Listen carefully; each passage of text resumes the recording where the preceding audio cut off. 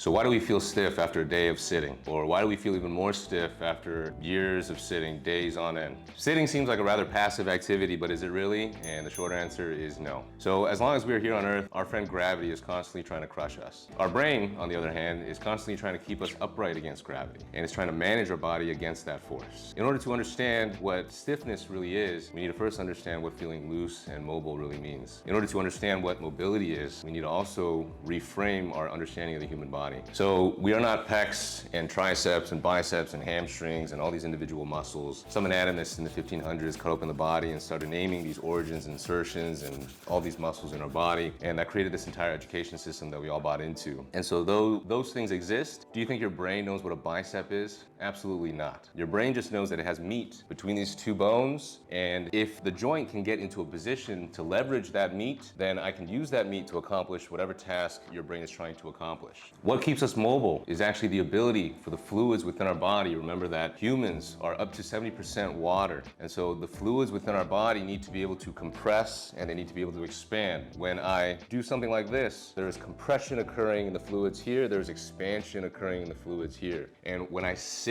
for prolonged periods, I'm creating a posture of certain joint positions that are compressed and certain positions that are expanded. For example, I'm sitting in a position like this. From the top up, I am compressed on this side. The fluid and the meat on this side is compressed, which means the fluid and the meat on this side is expanded. And now, if I want to bring my leg up into this position, the fluid on this side needs to compress and get wrung out so that I can expand into this portion of my hip. And so now I have compression here, expansion here, compression here, expansion here, and I'm sitting here typing away 8 hours a day on end. And now I sit here for prolonged periods and your brain is constantly responding to gravity, creating this muscle tone to keep you in this position because it thinks, hey, this is an advantageous position for you. I'm obviously trying to accomplish a task. But over time, you get patterned in this position. Fluid is not able to move into the opposite direction. And so now when I want to get up, I want to go to the gym and I want to start to squat. And when I start to squat, this hip needs to be able to go the opposite direction. The fluids need to be able to push into the opposite area. And now the same with my rib cage. I need to be able to expand on the opposite side. But for many years, your brain has been keeping you in this position where now the fluid and the pressure has been going to that path of least resistance for so long. Now this other path